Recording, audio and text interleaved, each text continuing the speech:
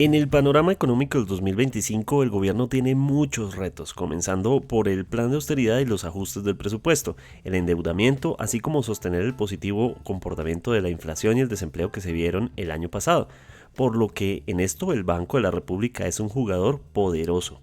Esta semana, el gobierno logró poner en la junta directiva a dos codirectores que mejoran sus expectativas en las votaciones futuras de decisiones como la reducción de las tasas de interés o incluso el eventual camino de emitir dinero, una idea que ha mencionado el presidente en varias ocasiones. ¿Qué tan factible es este escenario? Y esto nos lleva además a otra conversación acerca de las visiones económicas alternativas frente a las ortodoxas en el timón de la economía colombiana. Hoy es viernes 17 de enero de 2025. Mi nombre es Carlos Solano y este es el café de hoy del Tiempo.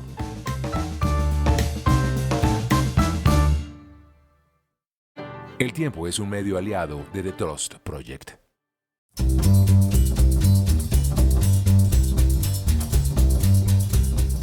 Primero, actualización de algunas noticias de las últimas horas. Jairo Orlando Villabona, quien se estaba desempeñando desde hace 7 meses como el director de la DIAN, es el único funcionario que ha salido después del cónclave del gabinete que tuvo el gobierno del presidente Gustavo Petro esta semana. Según el mismo funcionario, hubo fallas en las cifras que estaban buscando. Dicen analistas que esto tiene que ver directamente con el bajo recaudo tributario. La Superintendencia de Sociedades lanzó una advertencia acerca de monómeros a partir de una investigación periodística que publicó el diario El Tiempo y en una circular recomienda frenar su venta. Recordemos que El Tiempo reveló el pasado fin de semana el borrador de un contrato de compraventa en el que se habla de 350 millones de dólares, pero la firma Pacheco Nitrofer Asset Management SAS, que adquiriría los activos tangibles e intangibles de monómeros, fue creada apenas hace 3 meses y con tan solo 100 millones de pesos. A partir de esta advertencia, entre otras voces, el presidente Gustavo Petro lo dijo en su cuenta en Twitter: hay una advertencia clara sobre lo que puede pasar con monómeros. Además, para entender esto, hay que explicar que el mismo presidente Petro le ha hecho saber al régimen de Nicolás Maduro que se opone de manera clara e integral a una privatización de monómeros. Ante una fuerte polémica que tiene que ver con presuntas amenazas contra Álvaro Jiménez, el principal delegado del Ejecutivo en los acercamientos ante el Clan del Golfo, quien es además mano derecha de Oti Patiño en la oficina del consejero comisionado de paz, la delegación del gobierno en la mesa de diálogos con el ELN tuvo que hacer las aclaraciones en las que señala que el ELN les ha dicho que no existen ningunas amenazas como las que se han mencionado. Este, por supuesto, puede ser un punto muy delicado en el norte que pueda tener cualquier negociación eventual con esta guerrilla.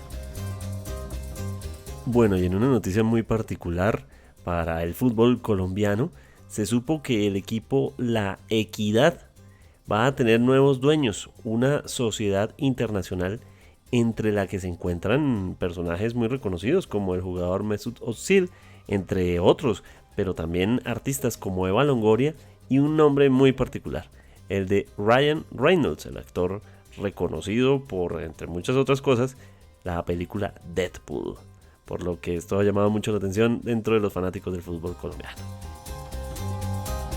Y finalmente, en esta actualización de noticias, desde este rincón cinéfilo que es el equipo de El Café de hoy, queremos destacar la triste noticia de la partida del director de cine David Lynch, el responsable detrás de producciones impresionantes como Twin Peaks, como Mulholland Drive, como Duna, la primera Duna conocida, de la que después se desprendió la saga de 2 películas que hemos visto recientemente, entre muchas otras producciones. Gran director con un tremendo aporte a la visión creativa del cine mundial. Si tiene la oportunidad durante este fin de semana de buscar sus películas, no se encuentran fácilmente en las plataformas, pero por ejemplo en Amazon Prime, bajo el modelo de películas pagas, o también a través de Apple TV, se pueden ver algunas de sus películas como Terciopelo Azul o precisamente Mulholland Drive.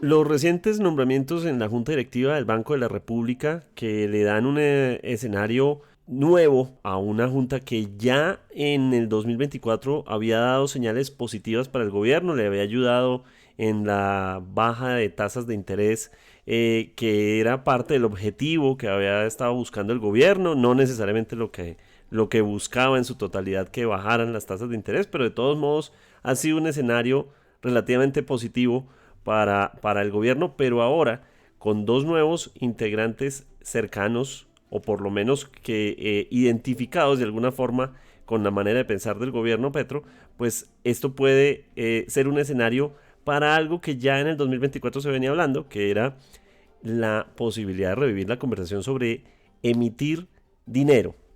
¿Qué significa eso? Emitir billetes. ¿Y qué efectos podría tener eso? Hemos querido invitar a Mauricio Galindo, quien es el editor de Economía y Negocios del periódico El Tiempo, para hablar de este tema. ¿Qué significa en este momento? Bueno, primero arranquemos por la noticia, que es la Junta Directiva del Banco de la República. Mauricio, bienvenido.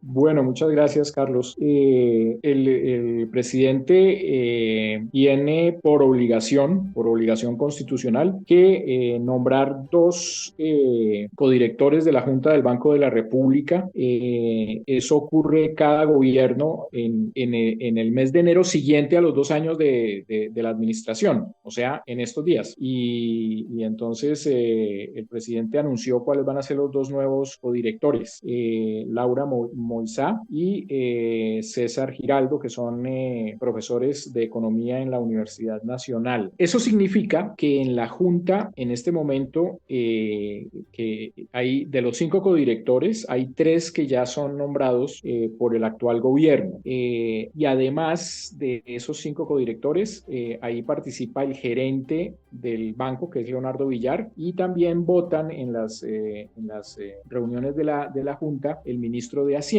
Eso significa que de 7 votos el gobierno tiene al ministro y tiene además 3 codirectores que han sido nombrados por este gobierno. Por lo tanto, uno supondría que los codirectores nombrados por el actual presidente pues son personas que tienen un pensamiento en materia de economía más afín a lo que el gobierno espera, y por lo tanto tendría el gobierno ya una mayoría en teoría para que las posiciones y las propuestas de ellos sean las que se adopten en la junta directiva, que básicamente lo principal son las tasas de interés de referencia, que han venido bajando desde hace más de un año, pero que el gobierno ha pedido que bajen más rápido. Ese es como el panorama general en este momento. Para un año que pinta, digamos, un año que va a ser de punto de quiebre, no solo para que el gobierno logre los proyectos sociales que busca, ha argumentado que pues sin la ley de financiamiento, pues muchos de los pasos que tiene que dar pues son muy difíciles. La economía, hay mucha gente con incertidumbre acerca de la economía del 2025. Entonces, ¿qué tan positivo es para el escenario del gobierno Petro tener esa, no solo por lo de las tasas de interés, pues en general, en todo el escenario, qué tan bueno es que la Junta Directiva de la Banco de la República esté organizada de esta manera? Bueno, digamos que antes de responder, pues evidentemente en el discurso reciente del gobierno se ha mencionado mucho esa crisis de las finanzas públicas en las que están, en las que no hay plata, en las que no están los recursos para cumplir las promesas de la campaña, y lo han tratado de vincular con la reforma tributaria que se hundió en el Congreso. Pero lo cierto es que cuando se mencionó el nombramiento del nuevo director de la DIAN, y diciendo que se le pedía la renuncia al actual director de la DIAN, ahí se reconoció tácitamente que el problema de fondo es el fracaso que ha habido en conseguir los recursos a través de los impuestos en la DIAN, a pesar de que el gobierno tramitó y logró que se adoptara en el Congreso esa reforma tributaria del 2022 que tenía muchos nuevos impuestos que afectaron a los ciudadanos. A pesar de eso, no consiguieron los recursos que decían que iban a conseguir. Luego, ese problema fiscal de falta de recursos, de escasez para los subsidios de vivienda, los subsidios sociales en general, tiene más que ver con ese problema de que la gestión en la DIAN está fracasando en función de los objetivos que se habían puesto. Pero bueno, volviendo al tema de los codirectores del Banco de la República, lo que tanto desde el gobierno como del sector privado se pide es que las tasas que vienen bajando bajen más rápido. Y eso ellos consideran que permitiría que haya una reactivación de la economía que el año pasado mantuvo una desaceleración que venía de unos meses atrás, que estuvo al borde de la recesión hacia el 2023. Entonces, esa reactivación que se necesita, tanto desde el gobierno como desde el sector privado, se dice que se facilitaría si esas tasas de interés bajan más rápido, porque esas tasas de interés que cobra el Banco de la República a los bancos comerciales, a su vez se transmite en las tasas que se les cobra a las personas que van a invertir o a tomar créditos de consumo.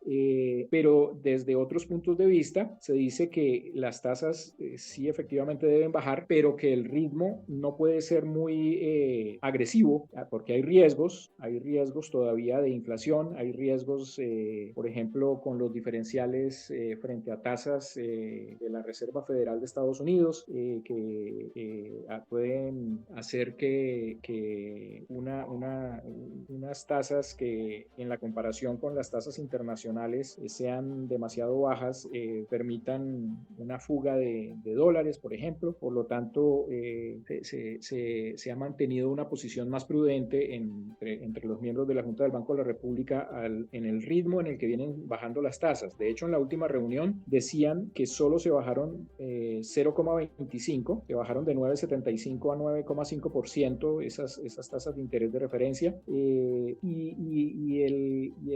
La explicación que dieron la mayoría que votó porque no se bajaran más es que de hecho hay también incertidumbre por el mismo problema fiscal del gobierno del que hablábamos antes, de la falta de recursos y de que no se sabía qué iba a pasar para ejecutar un presupuesto este año que está desfinanciado. Entonces, pues la idea pues que las tasas deben bajar, sobre eso hay consenso, todos están de acuerdo para impulsar la economía, para reactivarla. Las discusiones han sido sobre la velocidad a la que deben bajar. De acuerdo, y este es un escenario propicio para revivir una conversación que es la de emitir dinero, emitir billetes, que el gobierno la ha comentado en varias ocasiones, el presidente la ha comentado en varias ocasiones, pero la economía es como muy reacia, el sector económico, los analistas como muy reacios a este escenario. No sería la primera economía que se lanza a hacer este tipo de cosas, ya hay varias economías en el mundo, como por ejemplo Zimbabue en el 2009, y bueno, y por no ir más lejos, Venezuela. Pero entonces, ¿existe ese escenario real? Es decir, ¿estamos ante la posibilidad real de que en algún momento el gobierno insista en este proyecto? Sí, la idea de emitir dinero, el problema es cómo se hace, porque finalmente el Banco Central en Colombia y en cualquier lugar del mundo tiene como función emitir dinero, lo hace todos los días, pero lo hace a través de unas maneras en las que esa emisión está respaldada por la actividad económica. ¿Cómo se hace eso? El Banco de la República crea dinero nuevo o emite, por eso se llama banco emisor, cuando, por ejemplo, compra bonos o moneda extranjera, compra bonos en los mercados financieros. Cuando compra bonos, los paga con dinero nuevo. Cuando compra moneda extranjera, divisas, los compra con dinero nuevo también. ¿De qué otra manera emite dinero todos los días? cuando otorga créditos a la banca comercial. Y la banca comercial demanda créditos porque a su vez los consumidores y los inversionistas le están pidiendo a los bancos plata prestada. Y esa es la manera como se emite dinero todos los días, pero con respaldo. Eh, Únicamente el Banco Central, que en el caso de Colombia es el Banco de la República, le presta dinero a los bancos comerciales y al gobierno eventualmente lo podría hacer. Eh, lo que ha pedido el presidente Petro varias veces es que se emita dinero entregándole recursos directamente a víctimas, porque hay unas obligaciones que el gobierno no tiene los recursos en el presupuesto nacional para cumplirlas con las víctimas. Y él dice que se le puede entregar dinero a estas personas y la interpretación de esa mecánica es que eso sería una emisión sin respaldo. Los expertos en ese manejo monetario lo que dicen es que, primero, que el Banco de la República únicamente puede hacer esos préstamos o entregarle recursos a los bancos comerciales o al gobierno. No podría entregar recursos directamente por ejemplo, a las víctimas de las que habla el presidente Petro.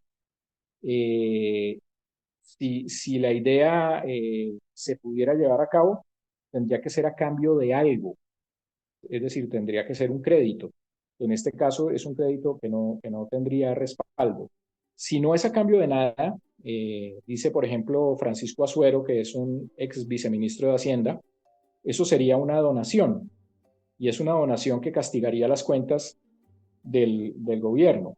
Entonces, cualquier figura que se haga en ese sentido apunta a una emisión de dinero sin respaldo para tapar un hueco de las cuentas del gobierno.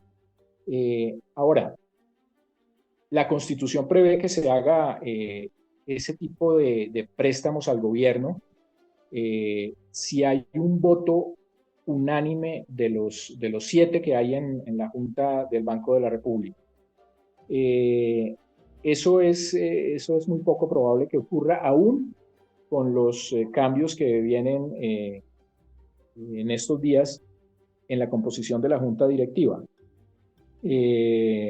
Porque primero, pues los codirectores que vienen desde gobiernos anteriores seguramente no estarían dispuestos a votar en ese sentido, pero también los que nombre el presidente no son subordinados del presidente, son independientes. Luego ellos tendrían, para tomar cualquier decisión, en cuenta su propio criterio técnico. Entonces, eh, que haya un voto unánime, que los 7 miembros de la Junta Directiva terminen votando para un préstamo directo al gobierno, como lo manda la Constitución, es muy poco probable. Hablando de esa posibilidad remota de emitir dinero en Colombia, hay economías que en algún punto sí han sacado, digamos, sí les ha funcionado.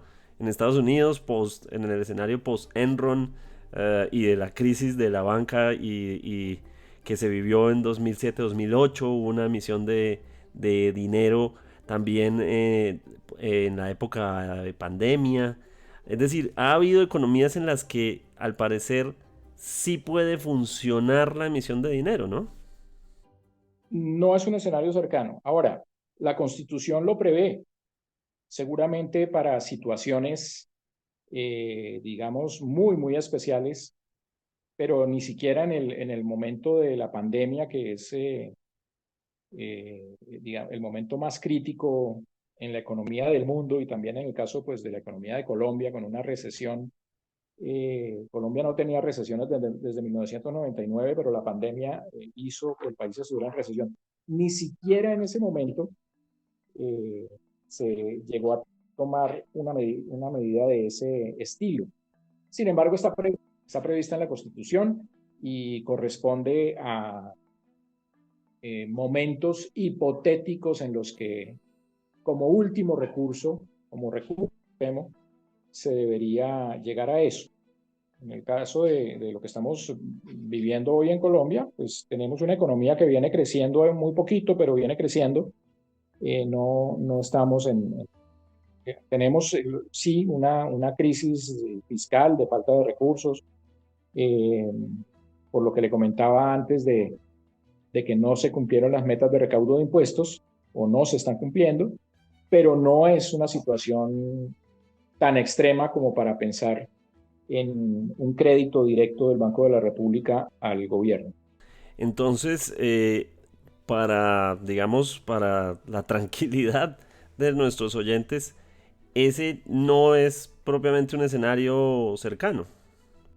No es un escenario cercano. Ahora, la Constitución lo prevé, seguramente para situaciones, digamos, muy especiales, pero ni siquiera en el momento de la pandemia, que es digamos, el momento más crítico en la economía del mundo y también en el caso pues, de la economía de Colombia, con una recesión.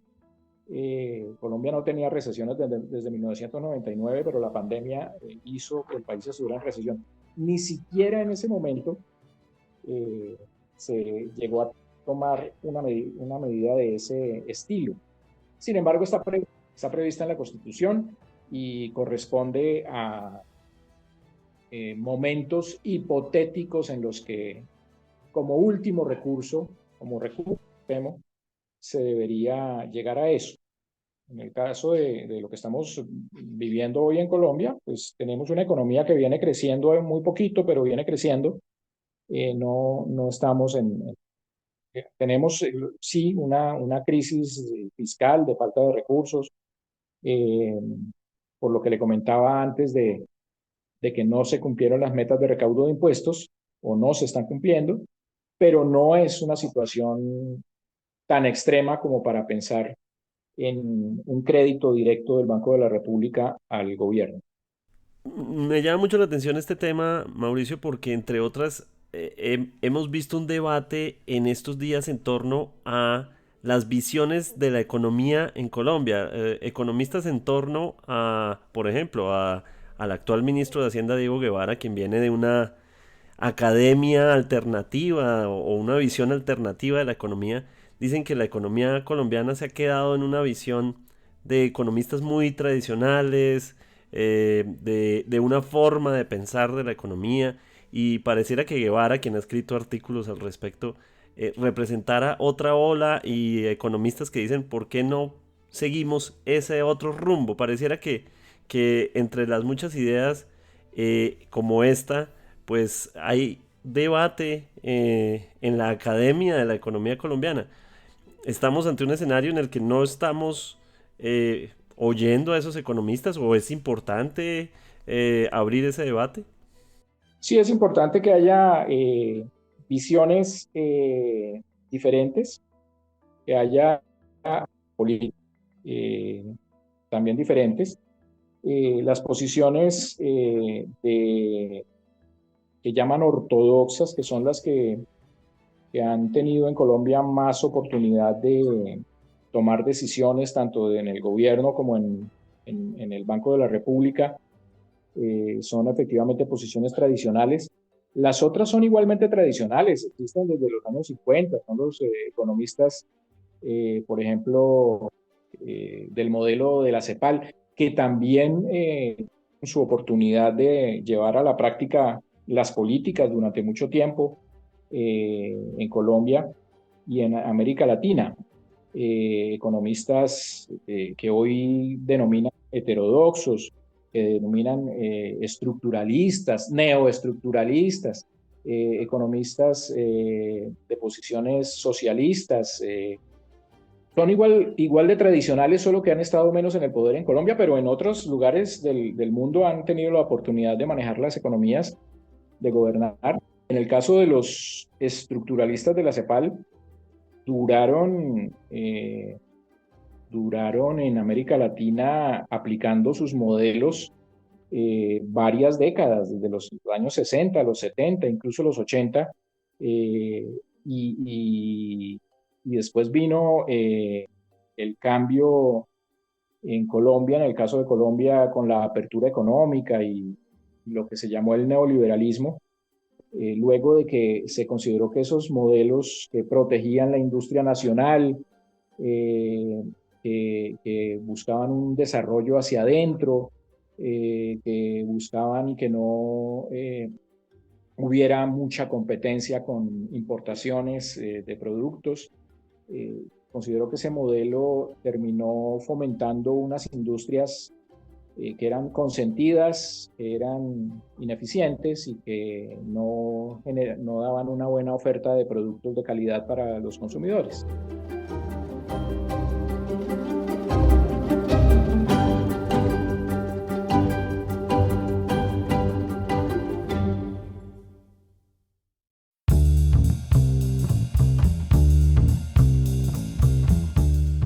Gracias por acompañarnos en el café de hoy. Suscríbase en todas las plataformas de podcast y en el canal de YouTube de El Tiempo. Nos encuentran también en Instagram y en X como @podcasteltiempo. Además, si quieres recibir a través de WhatsApp la notificación de cada nuevo episodio, siga el enlace que se encuentra en la descripción o envíenos un mensaje con la palabra suscripción al teléfono 320-300-5327 y haga parte de la comunidad de El Café de hoy. Este episodio de fin de semana fue producido por Juan Alejandro Motato. Mi nombre es Carlos Solano. Nos volvemos a escuchar el próximo lunes.